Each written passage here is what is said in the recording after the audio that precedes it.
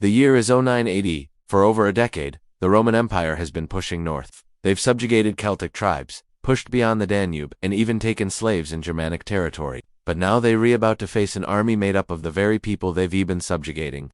And this force will end up being one of the most feared armies in Roman history. A few years earlier, the Roman general Agrippa marched into northern Italy with 4 legions to put down a revolt. But while he crushed the uprising, another group of Germanics arrived in the middle of his campaign. He barely managed to defeat them. One of his officers, a man named Publius Quinctilius Varus, even wrote to the emperor about how fierce these northern barbarians were. But Augustus was not convinced. He thought there was nothing Rome could unconquer, and saw the tribes of Germania as nothing more than another opportunity to expand his empire. So he ordered Varus to lead 3 entire legions, roughly 20,000 men, into Germania. It was an order that would change the course of history. Varus and his legions began their march, following a longtime ally of Rome, a chieftain named Segastum. It was perhaps a mistake from the start, as Segastum was actually a cunning and ruthless man who had a score to settle with Rome. But Rome's leadership did not know this. They saw only a loyal ally leading them to victory. As they moved further north, they encountered a few small Germanic tribes, some of whom resisted, but they were easily defeated. Yet something was off.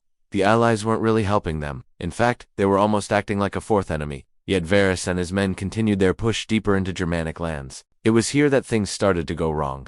After crossing the Weser River, Varus's legions found themselves in a landscape that was strange and hostile. Instead of the open plains and hills of central Italy, or even the open fields of Gaul, Varus and his men were in a thick, dark forest. And unlike the other parts of the empire, this area hadn't been settled by Rome. There were no cities, no roads, no easy way to tell where you were. It was utterly alien to the Roman commanders. The Roman legions were trained for open field warfare. They relied on fortifications and siege equipment, logistics, and massive formations of infantry and cavalry. What use were catapults against trees? To make matters worse, it was winter, and the ground was wet, muddy, cold, and miserable. The legions were slowed and weakened, and then the ambushes began. Every day Germanic warriors would appear from seemingly nowhere and attack the Romans. The legionnaires, surprised and unable to form their tight defensive formations because of the thick undergrowth, were caught one by one. The Germanic warriors were quick, vicious, and relentless. Even Varus's elephants, great beasts that could trample infantry and break through enemy lines, were useless. They got stuck in the mud and were picked off by the Germanic warriors. To make matters worse, the local allies kept quiet, neither helping nor warning the Romans. Varus's 3rd legion, which was camped near the village of Aliso, was almost wiped out in a single night. When dawn broke, the survivors fled into the forest, pursued by Germanic horsemen. It's said that many fell into pits dug by the Germanic tribesmen and drowned in the mud. Others were cut down by swords or tripped and fell to their deaths. Those who survived the day were so exhausted that they slept by the roadside, only to be butchered in the night. Yet Varus still failed to understand the danger. He refused to listen to his cavalry commanders who urged him to flee. Rather, he decided to march on to a fortified camp at the edge of the forest.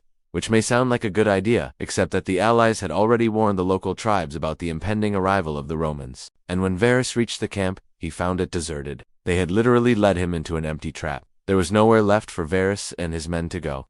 The Germanic tribes had surrounded the forest, blocking all escape. The cavalry knew that fighting their way out was pointless. Their only hope was to find a way around the enemy. But before they could do anything, messengers arrived from another Roman force led by a man named Callias. They told Varus that he needed to come immediately to help defend a settlement called Mogontiacum, now modern Mainz. But there was no way for Varus to get there. The Germanic tribes had completely blocked off the roads. Once again, Rome's leadership had failed to consider that the locals might actually know the land better than they did. And so Varus realized he had only one option. He would fight his way out of the forest, even if it meant certain death. But it was too late. The Germanic tribes were ready for him. As soon as the Romans left their camp, they were attacked. Swords clashed and arrows flew through the air. Men fell on both sides. But the Germanic warriors fought with a ferocity that the Roman soldiers had never seen before. One theory suggests that the Germanic warriors had an advantage over the Romans because of their armor. Since the tribesmen lived in a colder climate, they wore thicker clothing, including leather and occasionally metal. This gave them more protection against Roman arrows and allowed them to stand firm against the Roman attacks. But it wasn't just their armor that helped them. It was also the terrain. Romans had no idea how to fight in such a dense, dark forest. They were disoriented and confused, unable to form their tight ranks, making them easy prey for the Germanic warriors. The Germanic chieftains had studied Rome and knew that the legions operated like clockwork. If they could break the legions' formation and inflict heavy casualties on them, the Romans would fall apart. That's exactly what happened. The Roman cavalry struggled to maneuver in the dense undergrowth. Their horses couldn't move quickly enough to support their infantry. Without the ability to form their tight formations, the Roman infantry was vulnerable. The Germanic warriors exploited this, attacking the Romans from all sides. They struck from behind trees, launched surprise attacks from the flanks, and harassed the Romans at every opportunity. It was a war of attrition, and the Romans lost badly.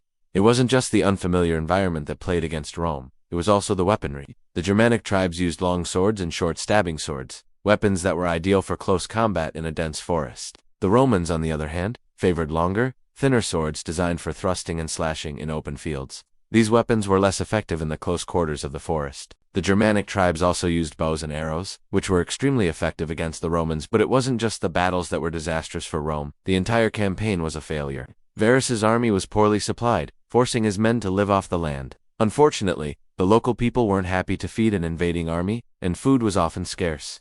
His troops suffered from malnutrition, making them weaker and more susceptible to illness. Eventually, Varus realized that the only thing that was going to save his legions was to turn around and head south. But it was too late. The Germanic tribes had him surrounded.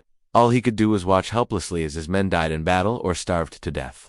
The Romans who survived the battles succumbed to disease, cold, or hunger.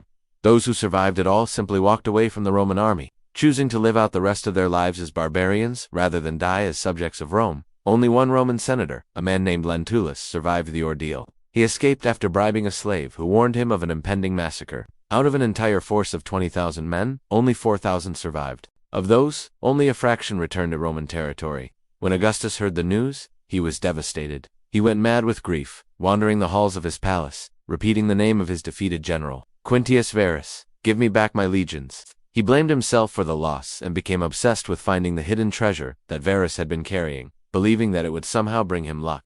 This catastrophic defeat ended Rome's ambitions to conquer Germania forever. The news spread across Europe, shaking the foundations of the mighty Roman Empire. Other tribes that Rome had subjugated or planned to subjugate realized that they, too, could resist the Roman juggernaut. The Battle of Teutoburg Forest changed the face of Europe. Today, the story of the Battle of Teutoburg Forest is a thing of legend. It's a tale of hubris and cautionary, a reminder that even the mightiest empires can fall, that even the greatest armies can be defeated, and that even the most powerful civilizations can stumble if they fail to respect their enemies. If you enjoyed this episode, check out our other episodes on ancient Rome. You'll find links to them in the description below. Thanks for watching. Subscribe to our channel for more epic historical tales.